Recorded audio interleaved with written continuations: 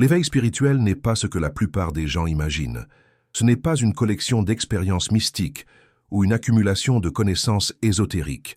L'éveil est une soustraction, pièce par pièce. 7 choses que vous mettez en sourdine pour vivre plus clairement. Et aujourd'hui, je vais vous révéler exactement ce que les personnes spirituellement éveillées abandonnent progressivement et comment vous pouvez faire de même. Si vous ressentez cette fatigue constante face aux demandes du monde moderne, si vous avez l'impression de courir sans jamais arriver nulle part, cette vidéo va changer votre perspective. Restez jusqu'à la fin, car je partage un plan de 14 jours qui vous permettra de commencer cette transformation dès aujourd'hui. Dale Carnegie avait une intuition remarquable quand il parlait de l'art de vivre avec moins de bruit pour découvrir plus de sens.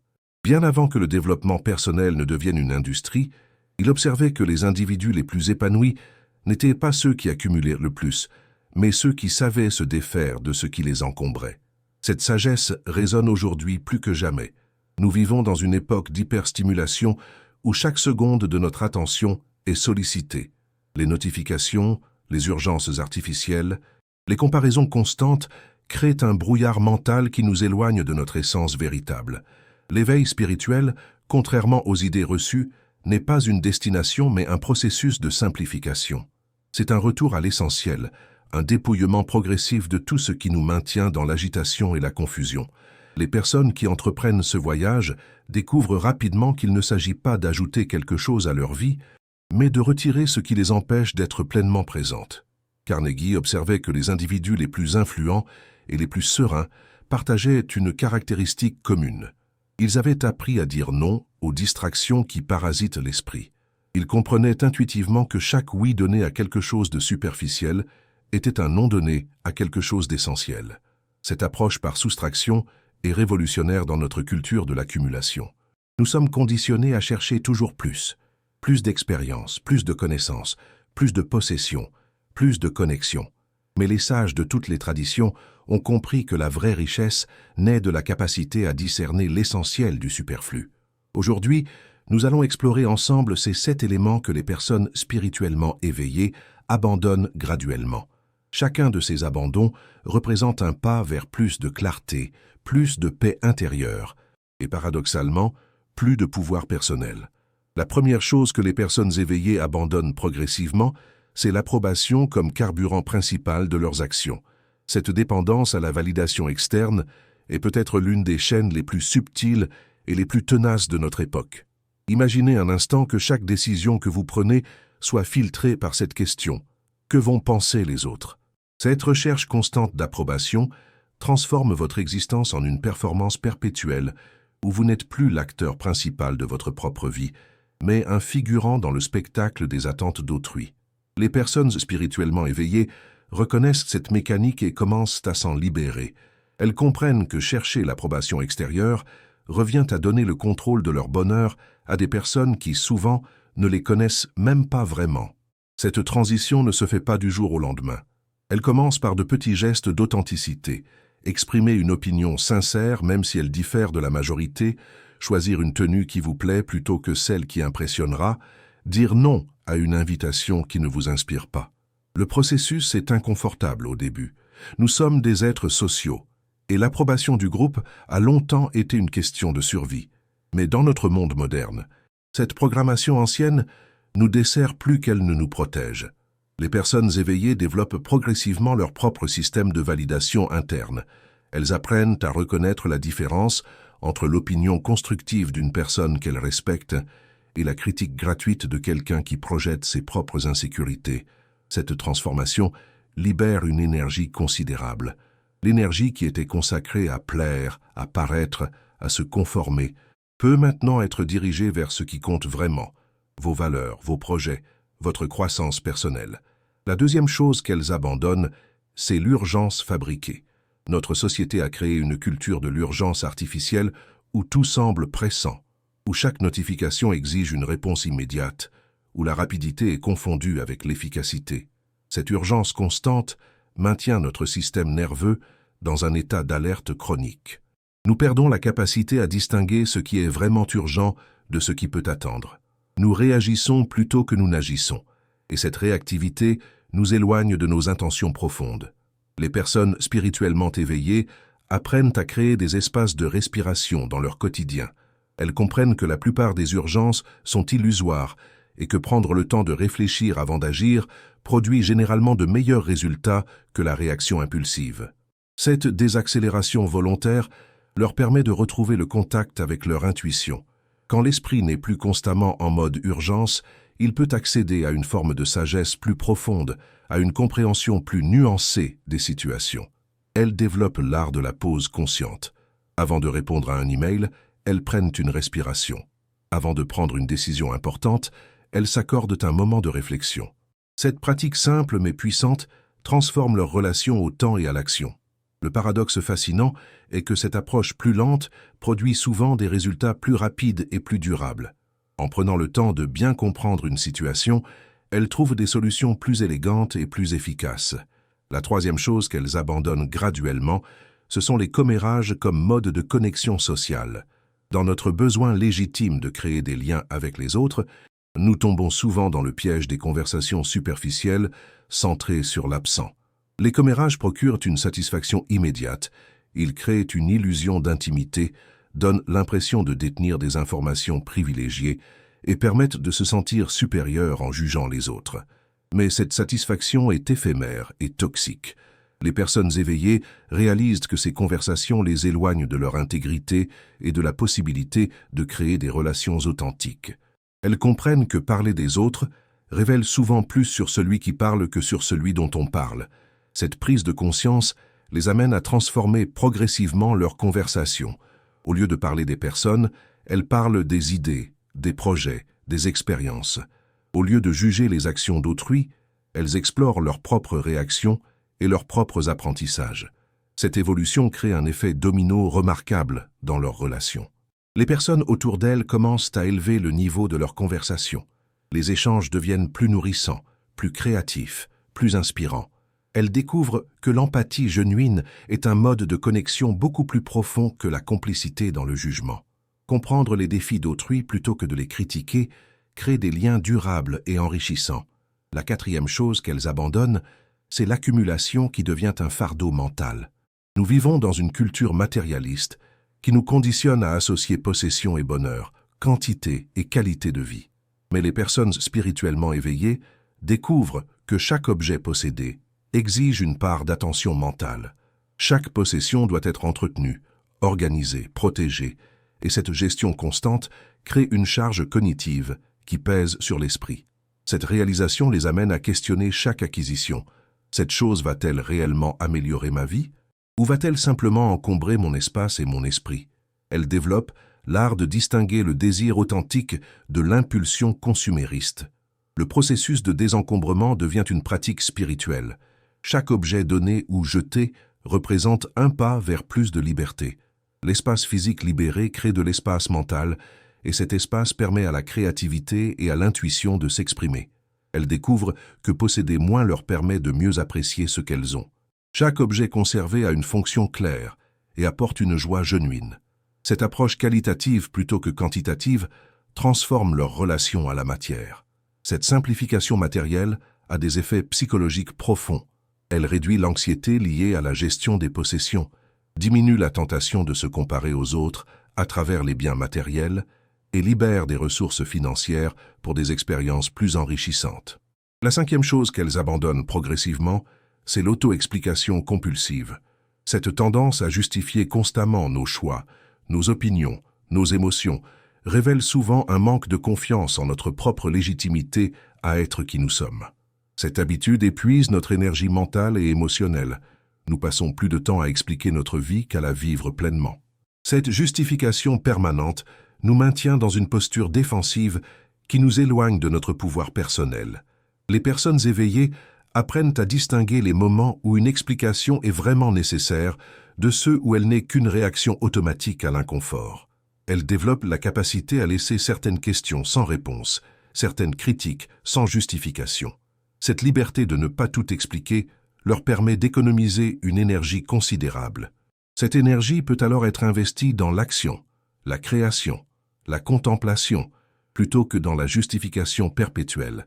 Elles comprennent que leur valeur personnelle n'est pas conditionnée par la compréhension ou l'approbation d'autrui. Cette autonomie émotionnelle leur donne une présence plus stable et plus authentique dans leurs interactions. La sixième chose qu'elles abandonnent, ce sont les promesses qui les emprisonnent. Nous vivons souvent sous le poids d'engagements pris dans le passé, qui ne correspondent plus à qui nous sommes devenus ou à nos priorités actuelles. Ces promesses obsolètes créent un décalage entre notre évolution personnelle et nos obligations, générant culpabilité et frustration. Les personnes spirituellement éveillées apprennent à réévaluer régulièrement leurs engagements et à honorer leur croissance personnelle. Cette réévaluation ne signifie pas devenir irresponsable, mais plutôt développer une responsabilité plus mature qui tient compte de l'évolution naturelle de la vie. Elles apprennent à communiquer ouvertement quand leurs priorités changent, à renégocier les accords qui ne servent plus personne. Cette approche libère un espace considérable pour de nouveaux projets alignés avec leurs valeurs actuelles. Elle leur permet de s'engager pleinement dans ce qui compte vraiment, plutôt que de disperser leur énergie dans des obligations héritées du passé.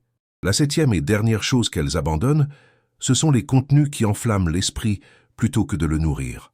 À l'ère de l'information surabondante, notre alimentation mentale détermine en grande partie notre état intérieur. Les personnes spirituellement éveillées deviennent de plus en plus sélectives dans leur consommation d'informations. Elles reconnaissent que certains contenus, même s'ils sont populaires ou considérés comme importants, créent plus d'agitation que de compréhension. Cette curation consciente de leur environnement informationnel leur permet de maintenir un état mental plus stable et plus clair.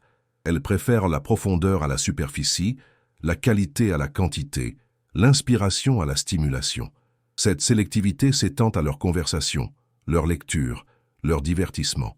Elles choisissent consciemment ce qui élève leur esprit plutôt que ce qui l'agite, ce qui les connecte à leur sagesse intérieure plutôt que ce qui les en éloigne. Maintenant que nous avons exploré ces 7 abandons progressifs, parlons des substitutions douces qui peuvent accompagner cette transformation, car il ne s'agit pas simplement de créer des vides, mais de les remplir consciemment avec ce qui nourrit vraiment notre être. Le silence utile remplace le bavardage compulsif. Les personnes éveillées découvrent la richesse du silence, non pas comme un vide inconfortable à combler, mais comme un espace fertile où la créativité et l'intuition peuvent s'épanouir. Elles apprennent à être à l'aise avec les pauses dans la conversation, avec les moments de solitude, avec l'absence de stimulation constante. Les accords clairs remplacent les promesses floues. Plutôt que de s'engager par obligation ou pour faire plaisir, elles apprennent à créer des accords précis et révisables. Ces accords reflètent leurs capacités réelles et leurs priorités actuelles, créant des relations plus honnêtes et plus durables. Les environnements épurés remplacent l'accumulation désordonnée. Leur espace de vie devient un reflet de leur état intérieur, organisé, intentionnel, apaisant. Chaque élément de leur environnement a une raison d'être et contribue à leur bien-être plutôt que de créer du stress visuel ou mental. Ces substitutions ne se font pas brutalement mais graduellement, avec douceur et patience. C'est un processus d'affinement continu plutôt qu'une révolution soudaine. Pour vous accompagner dans cette transformation, je propose un plan de 14 jours qui vous permettra de commencer ce processus dès aujourd'hui. L'approche est simple. Choisir un élément tous les 2 jours et commencer à le réduire progressivement. Jours 1 et 2. Observez votre besoin d'approbation. Remarquez combien de fois par jour vous ajustez votre comportement en fonction de ce que les autres pourraient penser. Commencez par exprimer une opinion authentique dans une conversation, même si elle diffère de celle de votre interlocuteur. Jours 3 et 4. Identifiez les urgences artificielles dans votre quotidien. Avant de répondre immédiatement à un email ou un message, prenez une respiration consciente. Demandez-vous, cette réponse est-elle vraiment urgente ou puis-je prendre le temps de réfléchir? Jours 5 et 6. Observez vos conversations. Combien parlent des autres versus des idées ou des expériences? Dirigez consciemment une conversation vers un sujet plus constructif quand vous remarquez qu'elle dérive vers les commérages. Jours 7 et 8, regardez votre espace de vie avec des yeux neufs. Identifiez 5 objets qui n'ont pas été utilisés depuis 6 mois et donnez-les ou jetez-les.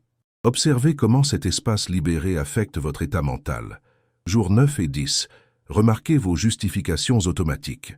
Quand quelqu'un vous pose une question sur vos choix, prenez un moment avant de répondre. Parfois, un simple « c'est mon choix » suffit, sans longue explication. Jours 11 et 12. Évaluez vos engagements actuels. Y en a-t-il qui ne correspondent plus à vos valeurs ou priorités actuelles? Choisissez-en un à renégocier ou à terminer avec bienveillance. Jours 13 et 14. Auditez votre consommation d'informations. Supprimez une source d'information qui vous agite plus qu'elle ne vous informe. Remplacez-la par quelque chose qui nourrit votre esprit.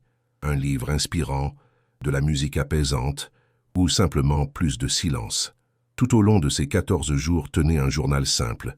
Notez vos observations, vos résistances, vos découvertes. Ce processus de documentation vous aidera à rester conscient de votre évolution et à ajuster votre approche selon vos besoins. L'important n'est pas la perfection, mais la direction. Chaque petit pas vers plus d'authenticité, de simplicité et de clarté contribue à votre éveil progressif. Certains jours seront plus faciles que d'autres, et c'est parfaitement normal. Cette transformation progressive a des effets en cascade remarquables. En abandonnant ce qui ne vous sert plus, vous créez naturellement de l'espace pour ce qui vous nourrit vraiment. Votre énergie, auparavant dispersée dans 1000 directions, peut se concentrer sur ce qui compte vraiment pour vous. Les personnes autour de vous remarqueront ce changement, même si vous ne le verbalisez pas. Votre présence devient plus stable, plus authentique, plus apaisante. Cette transformation personnelle crée des ondulations positives dans toutes vos relations. Pour résumer notre exploration d'aujourd'hui, rappelez-vous que l'éveil spirituel n'est pas une destination, mais un processus continu de simplification et d'affinement.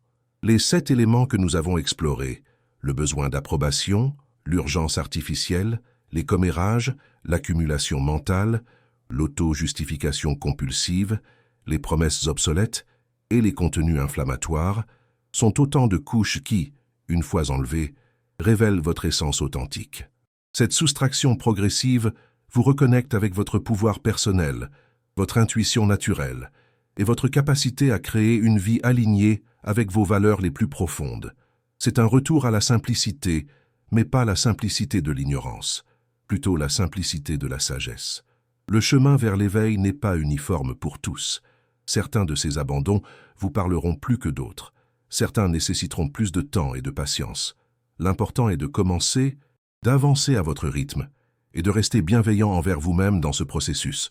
Comme Dale Carnegie l'avait pressenti, vivre avec moins de bruit extérieur permet d'entendre plus clairement sa voix intérieure. Cette voix contient une sagesse que nulle autorité extérieure ne peut remplacer. En apprenant à l'écouter et à lui faire confiance, vous devenez l'architecte conscient de votre propre existence.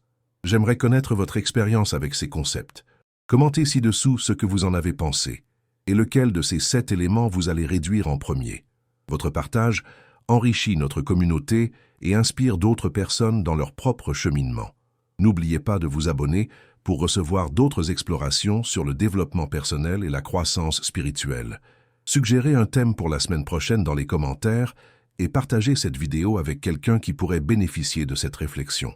L'éveil n'est pas un privilège réservé à quelques élus, mais un processus naturel accessible à tous ceux qui choisissent consciemment la voie de la simplicité et de l'authenticité. Votre voyage commence maintenant, avec la première chose que vous décidez de lâcher aujourd'hui.